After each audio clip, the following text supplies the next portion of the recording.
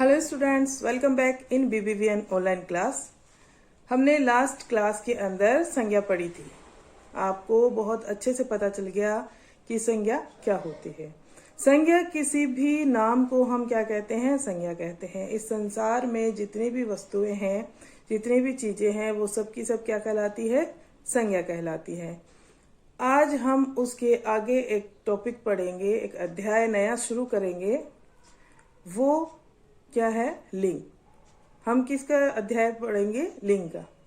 तो स्टूडेंट्स, मंदिरा जो है उसने अपनी कॉपी के अंदर दो चित्र बनाए, एक शेर का और एक फूल का। एक शेर का चित्र बनाया और एक कमल के फूल का चित्र बनाया। ओके, तो उसने उस चित्र के नीचे लिख दिया, शेर दहाड़ रही है। क्या लिखा? शेर दहाड़ रही है। और फूल के नीचे क्या लिखा? सफेद कमल की फूल सुंदर है। फूल के नीचे क्या लिखा? सफेद कमल की फूल क्या है? सुंदर है। अब सारे के सारे बच्चों को अध्यापिका ने पढ़ के सुनाया तो सारे बच्चे जोर जोर से हंसने लगे। तो अध्यापिका ने कहा, बच्चों हंसो मत, मंदिरा ने बहुत सुंदर चित्र बनाए हैं, लेकिन इसे किसका ज्ञान नहीं है? लिंग का ज्ञान नहीं है। अर्थात इसे यह नहीं पता है कि इस दुनिया में जितनी भी चीजें हैं, जितने भी नाम हैं, जितने भी संज्ञा शब्द है, उनको दो जातियों में बांटा गया है। ठीक है, जितने भी संज्ञा शब्द है उनको कितनी जातियों में बांटा गया है? दो जातियों में। एक स्त्री जाति में और दूसरा पुरुष जाति में। ठीक है, स्त्री जाति की जो संज्ञा होती है, स्त्री जाति की संज्ञा के साथ वैसी ही क्रिया लगती है, लेकिन उसने क्रिया सही नहीं लगाई। ठीक है, और पुरुष जाति की के साथ पुरुष जाति की क्रिया लगती है। ठीक है, तो यहाँ पे देखिए, जो लिंग की परिभाषा है वो ये है कि स्त्री या पुरुष जाति का बोध कराने वाले शब्द, स्त्री या पुरुष जाति के बोध कराने वाले शब्द, या फिर स्त्री या पुरुष जाति के बोध कराने वाले संज्ञा शब्द क्या कहलाते हैं? लिंग कहलाते हैं। इस दुनिया में जितनी भी चीजें हैं उनको कितनी जातियों में बांटा गया है? दो जातियों में, एक स्त्री जाति में, एक दूसरा पुरुष जाति में। तो जो स्त्री जाति का बोध कराते हैं वो स्त्रीलिंग कहलाते हैं, और जो पुरुष जाति का बोध कराते हैं वो क्या कहलाते हैं? पुल्लिंग कहलाते हैं। तो आपको पता चल गया लिंग कितने प्रकार के होते हैं? दो प्रकार के होते हैं, स्त्रीलिंग और पुल्लिंग। ठीक है, जिससे देखिए लड़का पढ़ता है। अब लड़का है इसलिए इसके साथ क्रिया भी वैसे ही लगी है, लड़का पढ़ता है। आप ये तो नहीं लिखेंगे लड़का पढ़ती है, नहीं लिखेंगे ना? बिल्कुल नहीं लिखेंगे, क्योंकि आपको पता है लड़का क्या है? पुरुष जाति का बोध करा रहा है, इसलिए उसके साथ क्रिया भी वैसी ही लगेगी। लड़की नाचती है, अब लड़की के साथ आप ये नहीं लिखेंगे कि लड़की नाचता है, नहीं लिखेंगे ना, क्योंकि यह तो गलत हो जाएगा और हमारी भाषा भी बिल्कुल सही नहीं लगेगी। तो स्त्री जाति के साथ स्त्री जाति की क्रिया लगेगी और पुरुष जाति के साथ वैसी ही क्रिया लगेगी, तभी हमें वाक्य का पता चलेगा कि ये वाक्य सही है। और व्याकरण क्या करता है? यही सब सिखाता है हमको, है ना? व्याकरण हमें शुद्धता का बोध कराता है, किस तरह वाक्य को शुद्ध बनाना है, शुद्ध पढ़ना है और शुद्ध लिखना है। ठीक है, नेक्स्ट है, देखिए, शेर दहाड़ता है। अब आप ये तो नहीं कह सकते शेर दहाड़ती है, गलत हो जाएगा ना। इसी तरह शेरनी बच्चे के साथ खेलती है, शेरनी बच्चों के साथ खेलती है। ठीक है, खेलती है, दहाड़ता है, नाचती है, इस तरह के पढ़ता है, इस तरह के वाक्य बनते हैं। अब आपको पता है कि पुरुष जाति का बोध कराने वाले शब्द क्या कहलाते हैं?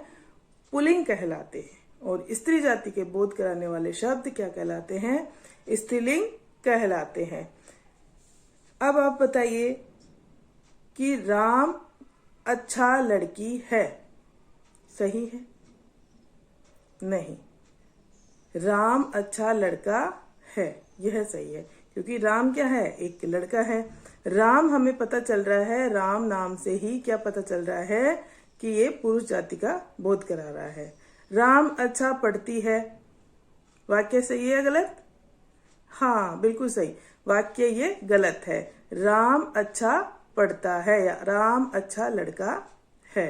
राम नाचता है, राम खेलता है, इस तरह से वाक्य बनेंगे। सीता बाग में जाता है, सही है क्या?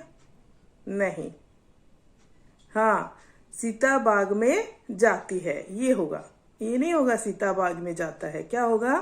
सीता बाग में जाती है। गीता नाचती है, सही है? हाँ जी बिल्कुल सही है, गीता नाचती है, क्योंकि गीता क्या है? एक लड़की है, स्त्री जाति का बोध करा रही है, इसलिए उसके साथ क्रिया भी वैसी ही लगी है। बिल्कुल सही वाक्य है। तो इस तरह से आपको भी वाक्य बना बना के देखने हैं, और जहां भी आप पढ़ते हैं वाक्यों का उच्चारण करते हैं आपको पता ही चल जाता है कि वाक्य गलत है या सही है। बहुत से ऐसे वाक्य होते हैं जो अशुद्ध होते हैं, और हमें सही शुद्धता का, सही व्याकरण का ज्ञान ना होने के कारण, सही क्रिया लिंग वचन का ज्ञान ना होने के कारण हम क्या कर देते हैं? उन्हें गलत लिख देते हैं, और वो वाक्य हमारा क्या हो जाता है? गलत हो जाता है। इसीलिए सही लिंग के साथ सही क्रिया का प्रयोग होना भी बहुत जरूरी है। तो आपने आज क्या सीखा? लिंग। लिंग की परिभाषा आपने सीखी कि स्त्री या पुरुष जाति का बोध कराने वाले शब्द, या स्त्री या पुरुष जाति का बोध कराने वाले जितने भी संज्ञा शब्द हैं उनको सबको क्या कहते हैं? लिंग कहते हैं। और उनको कितने भागों में बांटा गया है? संज्ञा शब्दों को इस दुनिया में जितने भी शब्द हैं उनको कितने भागों में बांटा गया है?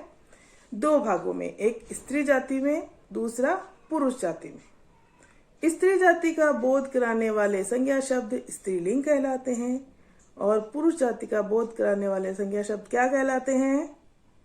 हाँ जी बताइए, क्या कहलाते हैं पुरुष जाति का बोध कराने वाले संज्ञा शब्द? हाँ बिल्कुल सही, क्या कहलाते हैं? पुल्लिंग कहलाते हैं। तो अब आपको पता चल ही गया कि स्त्री जाति का बोध कराने वाले शब्द स्त्रीलिंग कहलाते हैं, और पुरुष जाति का बोध करने वाले शब्द पुल्लिंग कहलाते हैं। अब देखिए, देख लेते हैं स्त्रीलिंग और पुल्लिंग। ठीक है, कुछ शब्द देख लेते हैं हम। अब आपको बताना है, बताइए शेरनी स्त्रीलिंग है या पुल्लिंग? हाँ बिल्कुल सही, शेरनी क्या है? स्त्रीलिंग।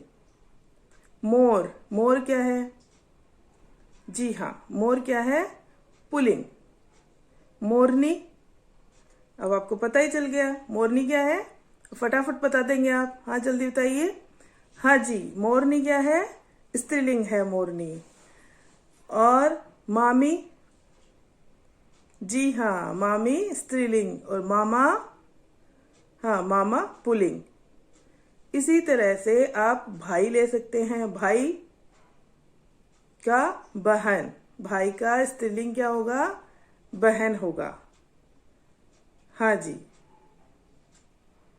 अब कुछ निर्जीव वस्तुएं हैं, उनके लिए भी स्त्रीलिंग और पुल्लिंग बनाए गए हैं। तो निर्जीव वस्तुओं में जैसे आप सब्जियों के नाम ले लेते हैं, सब्जियों के नाम में आप बताइए टमाटर, टमाटर क्या है? स्त्रीलिंग है या पुल्लिंग?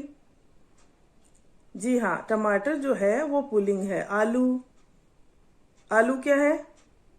आलू भी पुल्लिंग है। मिर्च, मिर्च क्या है? मिर्च स्त्रीलिंग है। अब आपको कुछ कुछ नामों से पता चल रहा है, आपको एक साथ तो सारे के सारे नामों का नहीं पता चलेगा, कहीं कंफ्यूजन भी होगा, लेकिन जैसे जैसे आप अभ्यास करेंगे, चीजों पे ध्यान देंगे, जैसे लौकी है, लौकी नाम से पता चल रहा है लौकी है, तो वो क्या है? स्त्रीलिंग है। आपकी जो पेंसिल है, आप जिससे लिखते हैं पेंसिल, वो क्या है? स्त्रीलिंग है या पुल्लिंग? जी हाँ, स्त्रीलिंग। पेंसिल क्या है? स्त्रीलिंग। उत्तर पुस्तिका नाम से पता चल रहा है, उत्तर पुस्तिका, तो इससे स्त्रीलिंग। हाँ, पुस्तक, पुस्तक भी स्त्रीलिंग है। ठीक है ना? इस तरह से आप अब प्रकृति के अंदर जितने भी नाम है, सिर्फ स्त्री पुरुष या प्राणियों के नाम ही नहीं, निर्जीव वस्तुओं के नामों को भी 2 भागों में विभाजित किया गया है। एक तो स्त्री जाति में, दूसरा पुरुष जाति में। जैसे पहाड़, पहाड़ क्या हुई? पुल्लिंग। और नदी, नदी क्या है? स्त्रीलिंग। तालाब, तालाब पुल्लिंग। कुआं पुल्लिंग। इस तरह से नल पुल्लिंग।